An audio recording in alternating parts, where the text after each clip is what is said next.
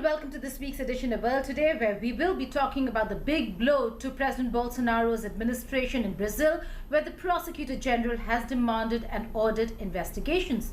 Will the Brazilian president be impeached? Also, the Communist Party of China has turned 100. What was the big message from Beijing? All that and more, but first up, the headlines. Trouble mounts for Brazilian President Bolsonaro as he faces a snowballing scandal over allegedly corrupt COVID vaccine deals and mounting public rage over his handling of an epidemic that has killed more than 500,000 people. The last US and NATO forces have left Afghanistan's Bagram Air Base, the center of the war against militants for 20 years. The pullout signals imminent withdrawal of foreign forces from Afghanistan. President Joe Biden had said US forces will be gone by 11 September. Ukraine joins NATO forces in Black Sea naval drills. The Sea Breeze drills led by Ukraine and the United States follow a spike in tensions between NATO and Moscow after the incident with a British warship in waters near Crimea. Russian warships in retaliation carried out a live fire training exercise in the Black Sea. And China's ruling Communist Party kicked off a tightly choreographed ceremony celebrating its 100th anniversary on the 1st of July at Tiananmen Square. President Xi Jinping took the opportunity and issued a rousing warning against any foe that stood in the way. From mishandling of the COVID-19 pandemic to a corruption scandal surrounding the co-vaccine deal, President Bolsonaro of Brazil has been facing a lot of flack officially as also from the people of the country. While many are calling it domestic politics given that elections are due next year, there is more to it than just politics. The people of Brazil are upset. Here's a report.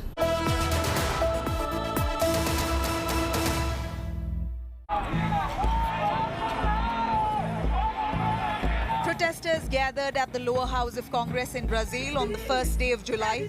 They demanded impeachment of embattled President Jair Bolsonaro over his handling of the COVID-19 pandemic. Simbolicamente, aqui você tem uma manifestação que reúne juventude, estudantes, trabalhadores, que se soma a um movimento muito mais amplo, um pedido de impeachment de Bolsonaro. 23 crimes que ele cometeu. Ele é o responsável principal por mais de 500 mil de mortes no Brasil. This puts further pressure on Bolsonaro. The Brazilian president is already under investigation by a Senate committee for turning a blind eye to possible corruption in a deal to purchase coronavirus vaccines. The contract to procure Indian vaccine candidate Covaxin, manufactured by Bharat Biotech, is currently under scanner. According to reports, an invoice for advance payment of $45 million raised by the offshore partner of Bharat Biotech, Madison Biotech, is currently being investigated. India has now decided to suspend the contract for the time being. The final decision to terminate the contract will be taken after inquiry is complete. The other vaccine candidate under scanner is from AstraZeneca. The Bolsonaro government reportedly asked for a bribe per dose of the AstraZeneca vaccine. Brazilian media reported that the director of Ministry of Health would have asked for $1 per dose of AstraZeneca. R$2 desde ontem, tem uma informação que foram distribuídos em propinas. These allegations have heightened threats to Bolsonaro's presidency, including a move to recommend criminal charges against him. Não consegue nos atingir. Não vai ser com mentiras ou com CPI integrada por 7 bandidos que vão nos tirar daqui. Bom dia a todos vocês que estão aqui. Bom dia, presidente. Earlier too, Brazilian President Bolsonaro has been criticized for asking a young girl to remove her mask at an event, sparking widespread commentary on social media. Presidente Bolsonaro. In June, Brazil's President Jair Bolsonaro led a throng of motorcyclist supporters through the streets of Sao Paulo and got hit with a fine for failure to wear a mask. It was in violation of local pandemic restrictions. Bolsonaro was also fined for failure to wear a mask during a rally with supporters in May. Bolsonaro has come under repeated criticism for his dismissal of protective measures to mitigate the spread of COVID-19. The Brazilian president has dismissed the pandemic as just a little flu in spite of over 500,000 deaths in the country since the outbreak began last year.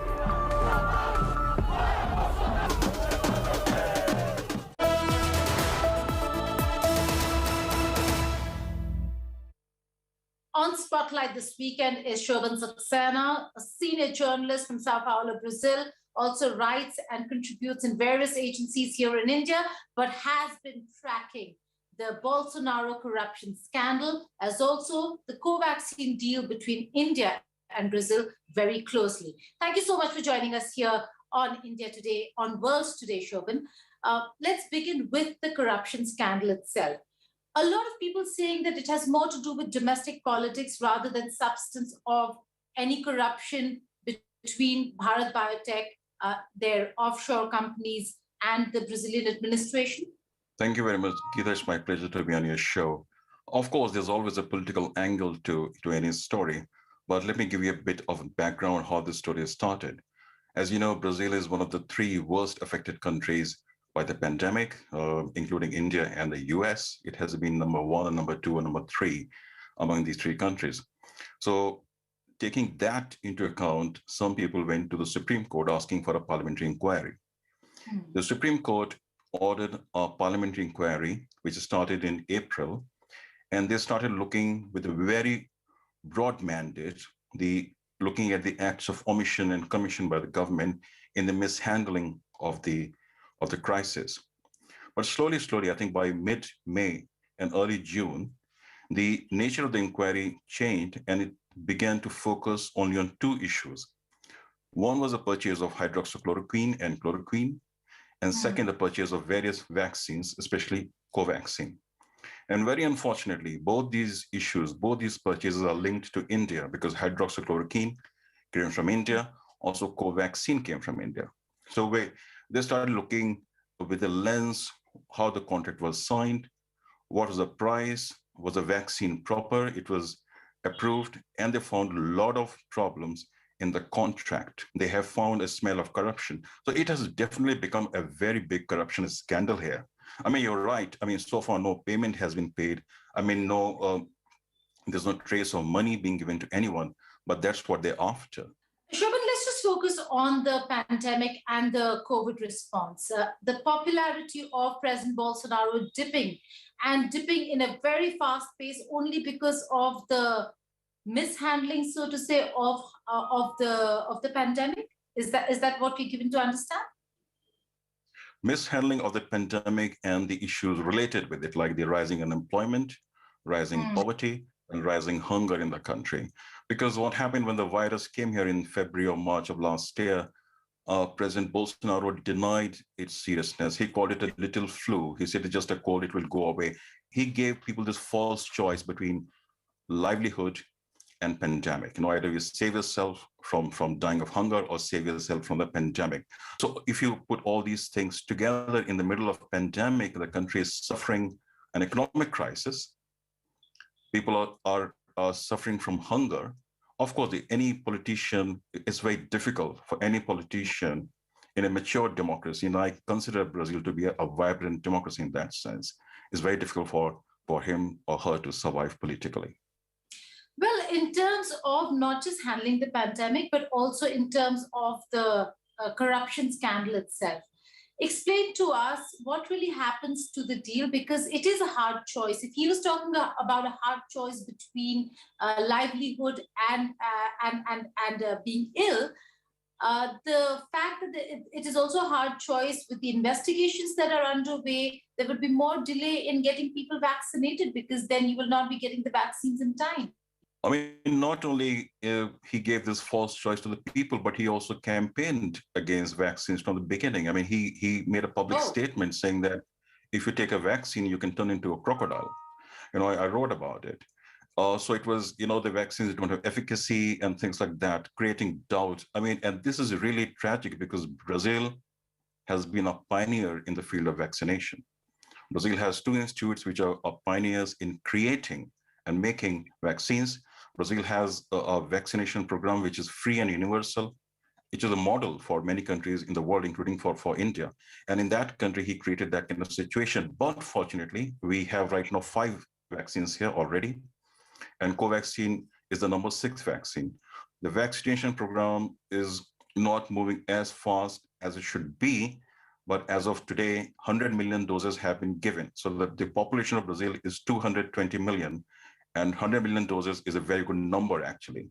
So the Covaxin scandal is not going to affect the supply of vaccines because the local production has been enhanced, and a lot of vaccines are coming from Pfizer and Janssen. Finally, before I let you go, Shobhan, what's the status of the against President Bolsonaro, and could he really be impeached?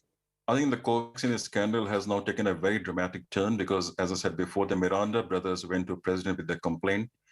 And as per the law, the president didn't take any action on the complaint. That is an impeachable offense. And then members of the Senate committee, they went to the Supreme Court, making this application that the president has violated law. The Supreme Court asked the Prosecutor General's office in Brazil to open an inquiry against the president. They refused. They asked the Supreme Court to please give them some time and let the Senate committee complete their inquiry. But the Supreme Court asked them again to start an investigation into president's non-action on the complaint of Miranda brothers, and that inquiry has been opened. So now President Bolsonaro is being investigated by Prosecutor General's office for an offense which is actually an impeachable offense. Why, when he knew there were hints of corruption in Covaxin deal, he didn't take any action? So he's really, really trapped politically. And there are chances now, very strong chances, and it depends on what are the findings of the prosecutor's office, but chances that when the report comes out, Bolsonaro could be impeached. And imagine he's impeached in the name of the Covaxin deal. That will be an earth-shaking report both in Brazil and in India. Absolutely. Not the fact that there was absolute mishandling of the pandemic, but an impeachment because of a deal with the India-made vaccine, Covaxin. Many thanks, Shobhan Saxena, for joining us here on World Today. Thanks very much, Geeta. It was a pleasure. And what's happening around the world, we'll tell you in World at a Glance. After nearly 20 years, the US military left Bagram airfield in Afghanistan on 2nd July. It was the epicenter of its war to oust the Taliban and hunt down the Al-Qaeda perpetrators of the 9/11 terrorist attacks. The airfield was handed over to the Afghan National Security and Defense Force in its entirety. US Central Command had clarified in the last week of June that it has already packed up more than 50% of Bagram and the rest is going fast. On 28th June, Ukraine joined NATO Black Sea drills that involved dozens of warships. The Sea Breeze 2021 maneuvers will last for 2 weeks and are set to involve about 30 warships and 40 aircrafts from the US and its NATO allies and Ukraine. The exercise follows last week's incident with a British destroyer off Crimea. Moscow said one of its warships fired warning shots and a warplane dropped bombs in the path of British destroyer Defender on 23rd June to force it out of an area near the Crimean Peninsula. Russia annexed it in 2014.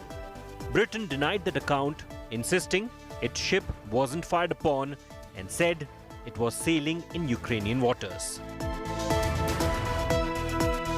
On 2nd July, a Hong Kong pro-democracy activist was charged in court for inciting others to join an unauthorized assembly. Chow Hang-tung had been organizing the annual June 4th candlelight vigils in commemoration of the 1989 crackdown in Beijing's Tiananmen Square. She was first arrested on June 4th and then released on bail, and then was re-arrested this week, a day ahead of the 24th handover anniversary of Hong Kong to China. She was denied bail on Friday. Large-scale independent political gatherings have been banned in Hong Kong. Most opposition figures of the island have been imprisoned, intimidated into silence, or had to flee abroad. 1st of July was the commemoration of a century for the Communist Party of China. President Xi Jinping warned the world that if anybody tried bully China, that they would have their heads bashed against the Great Wall. It was also the 24th anniversary of the return of Hong Kong to Chinese control. Here's a report of 100 years of Chinese communism.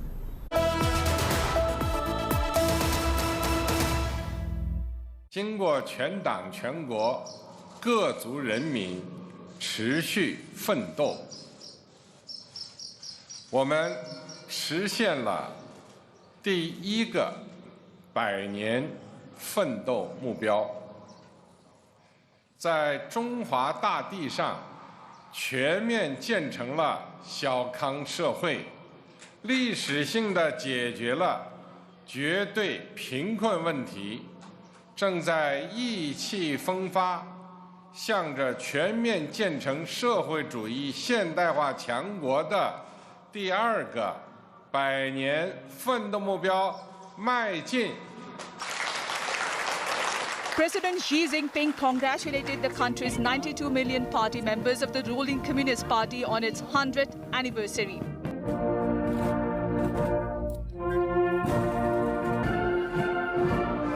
It was a lavish ceremony at Tiananmen Square in the heart of Beijing on 1st of July.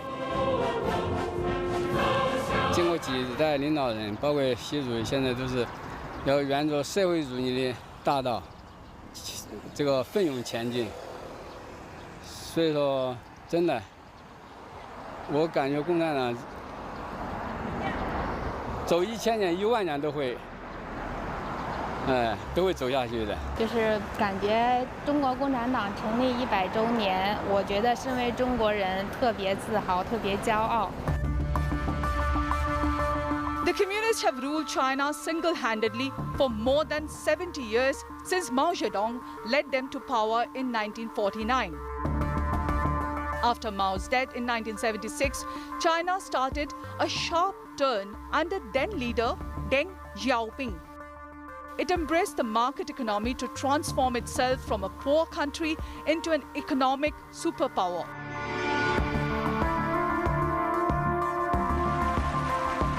Jiang Zemin came to power in 1989 after the military's bloody crackdown on pro-democracy protesters at Tiananmen Square in Beijing.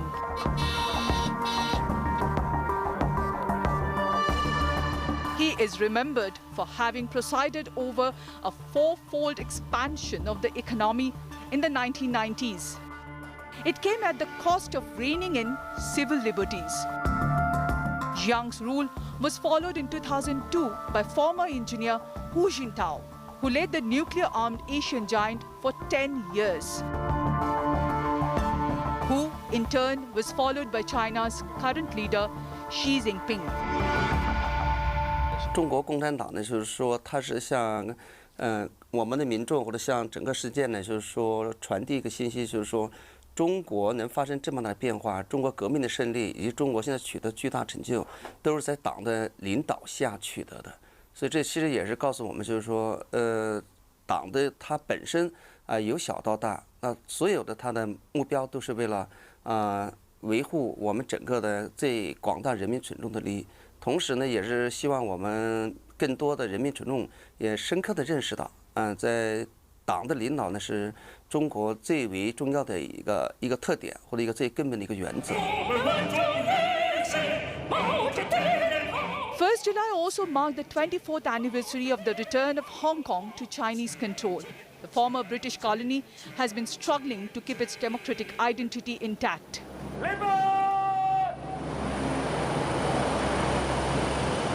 喺過去1年，按照香港國安法。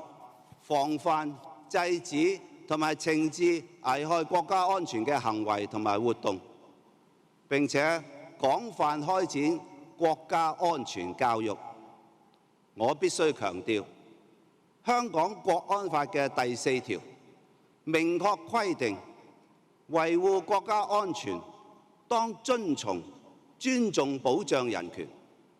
因此喺維護國家安全嘅同時，市民繼續依法享有言論、新聞、集會、示威等自由。With the acting chief executive, the Honourable Mr. Lee. The national security law implemented a year ago in Hong Kong has become the main tool in crackdown on dissent in the island. Guests, please join the acting chief executive to propose a toast. Hong Kong was rocked by mass anti-government protests in 2019. Since then, large-scale demonstrations have been banned and a number of pro-democracy activists and journalists have been arrested. Most pro-democracy voices from Hong Kong ceased public activities or left Hong Kong since then. 我们要全面准确贯彻一国两制、港人治港、澳人治澳、高度自治的方针，落实中央对香港、澳门特别行政区全面管制权，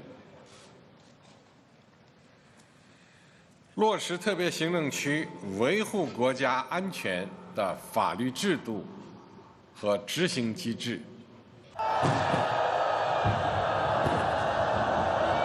Hong Kong is not the only thorn in President Xi's way. Wearing a grey buttoned-up suit of the type worn by Mao Zedong, Xi spoke from the balcony of Tiananmen Gate, reiterating Beijing's determination to bring self-governing Taiwan under its control.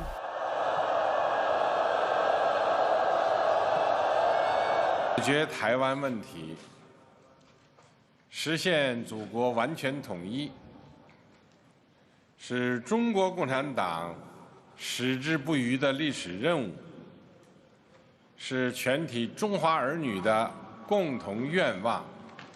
In particular, for Xi Jinping, it is very important because he sees himself as the second Mao Zedong, so that he has assured the Chinese people that he will accomplish national reunification with Taiwan, which Mao Zedong failed, and also by the year 2035 or thereabouts, China can close the economic and military gap with the US and become one of the world's superpowers. While China strides ahead on a roadmap that dates mainly from economic reforms enacted by Deng Xiaoping 4 decades ago, the centenary celebrations spotlight the role of President Xi.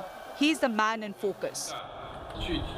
President Xi Jinping has established himself as China's most powerful leader since Mao. 光荣正确的中国共产党万岁！